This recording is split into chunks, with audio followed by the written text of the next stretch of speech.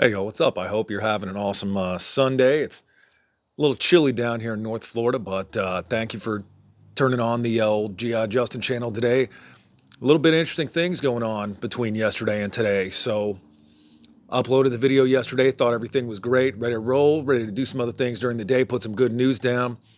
Turns out somehow, right when I was getting to some of the meat and potatoes of what I wanted to talk about, the audio on my video got shut off. So, I don't know. It's really interesting. But hey, we're gonna rip out part two because I had a bunch of other stuff I want to talk about, but the stuff I want to talk about at the end of that video was the most important, in my opinion, when it comes to this whole thing we've been talking about with this nuclear weapon survival plan and the false sense of security that you can get if you are hoarding supplies or watching some of these other channels where they're laying out all this expensive gear that most people can't afford, and that in reality in a survival situation is not super useful. Having worn a bunch of that stuff, I'm here to tell you, unless you're training in it and getting ready, you're not going to do it. You're just not going to.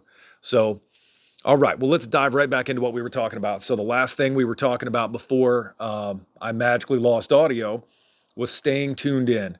So again, hand crank radios, anything you can do, regular radio, depending on your distance to the nuclear explosion, is key. Getting information is going to tell you exactly everything you want to know, because like we previously alluded to in the last video, and I'll link it in the description and up here at the top, was that fallout is going to be moving depending on what the jet stream is doing. That fallout is going to be blowing in the winds and falling in other places, and you're going to want to know as best you can, because from being a pilot, I'm here to tell you the weather you're seeing at the ground is not what's going on upstairs. Wind direction could be completely different. Wind direction can shift. I mean, it is very variable. So you're going to want to be listening in any way that you can. Hand crank radios are an amazing option for that. And again, you may be far enough away from the blast itself that either through hand crank radio, battery powered, you may still have TV, maybe even if you're lucky, cell phone service. Regardless, you're going to want to stay connected and get all the information that you can, because that's going to be telling you everything you need to know. If you're getting told, hey, winds are shifting, the fallout cloud is now going to be blowing to the west, it was blowing to the east, hey, that can be your clue, your key that maybe it's time to get the heck out of here. Which moves kind of into my next point, which is kind of the second to last, but mobility is an important factor. The other thing with loading down this 60,000 pounds of gear and, the $200,000 worth of stuff, it's going to weigh you down. You're not going to be able to carry all that. And especially if you are with your family, you can't turn your 5-year-old into a pack mule. The kid, if you try to put him in one of these nuclear biological chemical suits, you're not going to move fast. And the ability to maintain agility and speed is crucial. Ask anybody who's been to combat.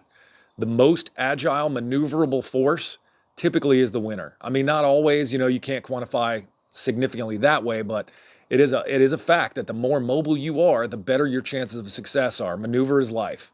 So that's important. Those two kind of playing together is staying alert and able to identify what's happening, and at the same time have the ability to be maneuverable and agile in the face of what could be the worst thing that's ever happened in the entire world. So the last point I want to touch on, before we get to kind of where I think I may have hit the boundary limits when it comes to YouTube, is managing your stress.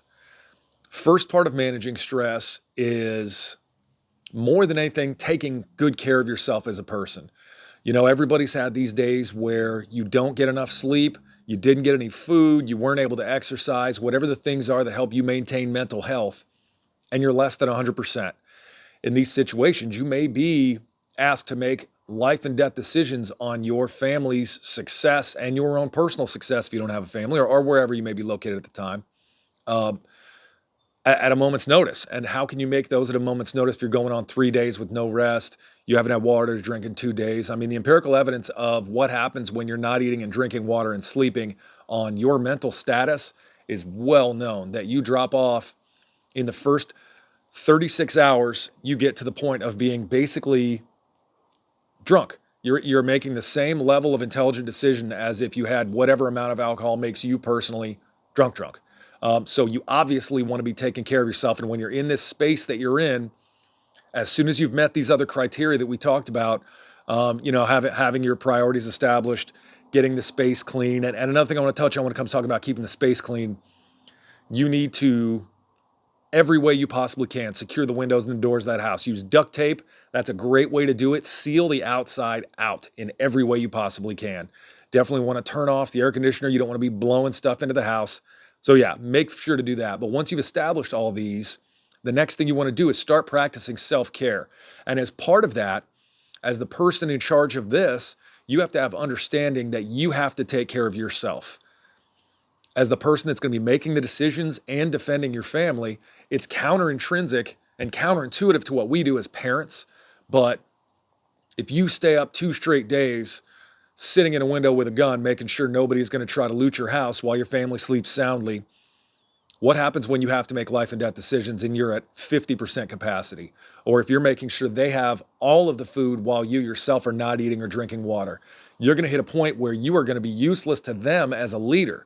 So as much as you want to ensure your family is well fed and well taken care of, you got to realize that self-care is key, and feeding and drinking water and taking care of yourself is important.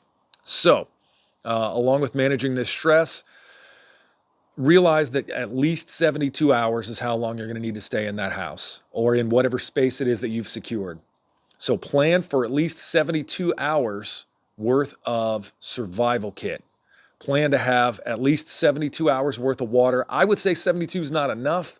You don't need to make, a fortress of solitude like you see in some of these places where these guys have 100,000 rounds of ammo and 500 cases of MREs, because the problem you run into when you start letting the world know that you have all this ammo and all this food and all this water, what you end up doing, what am I going to do if my family gets to the point that we need food and water?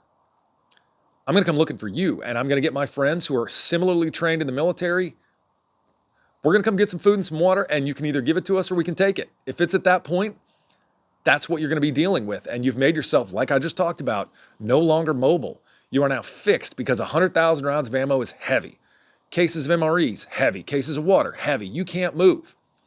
So what you need to do is have a plan, I would say, for 72 is fine, but go a little beyond that and have a plan for maybe 15 days, where you've got 15 days worth of water set aside, enough cases of MREs. I prefer the MRE to survival food because survival food contains a lot of grains and carbs that aren't actually filling and aren't going to keep you, keep your muscles fueled while you're in this stressful environment.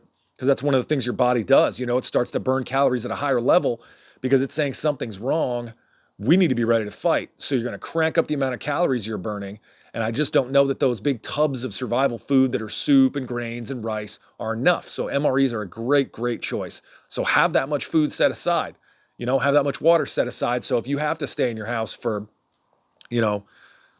5 days, 8 days before you can move, before you have enough information to make a decision, you're all set. You've done all the right things already. You've survived the blast, which was key. You've taken care of your animals. You've gotten those clothes off of you. You've been able to listen on the radio and get information. You're good to go, at least until the government can figure out what the heck they want to do and what information they have for you. And here's that magical point. This is the point I made yesterday that I think may have been the issue. Personally, I don't think they'd let us know. I don't. I think the last thing they would want is mass panic. Because what's everybody going to do when word comes in, hey guys, Russia has launched 25 nuclear warheads. You got about 15 minutes. So best of luck, y'all. Enjoy the 15 minutes you have left before you die in a nuclear fireball. What are people going to do? People are going to lose their ever-loving minds and mass chaos and anarchy breaks out. Neighbor dog. And they're not going to want that. So I really don't think our government would let us know. I believe they would keep us in the dark, and they would make preparations to either strike back, ride it out, or get all of our government officials on that scatter plan where they are all out of harm's area to continue to run the government, especially if it doesn't look like a world-destroying nuclear attack. So I think that might have been my issue yesterday, but I think that's a key here is maybe they'd let us know, maybe they wouldn't. So I want to thank everybody that came on yesterday and talked with me about losing the audio and chatted with me about all this stuff. I really, really enjoy you guys. getting in the comments. It's super fun for me to be able to talk with you about all this stuff, because I think a lot of places, like I was saying, you're seeing a lot of this thing where in the preparedness community, there's money to be made. And that's what is happening. Where in reality, hearing these basic facts of, hey, here's what you can actually do. How good is that table with all that crap on it going to be if you get vaporized? Probably not a lot of good. So, thank you guys so much for watching, and thank all you who have subscribed already. It means a ton to me because it helps me spend more time making better content, doing more research for you. So thank you guys so much for doing that. There's going to be a little helicopter circle in the bottom down here. It's actually me flying in combat. You click on that thing, bam, you're subscribed, and I'll keep hitting you with all this cool information. So I just want to thank you guys again for showing up on the channel, and I hope you guys have a great day.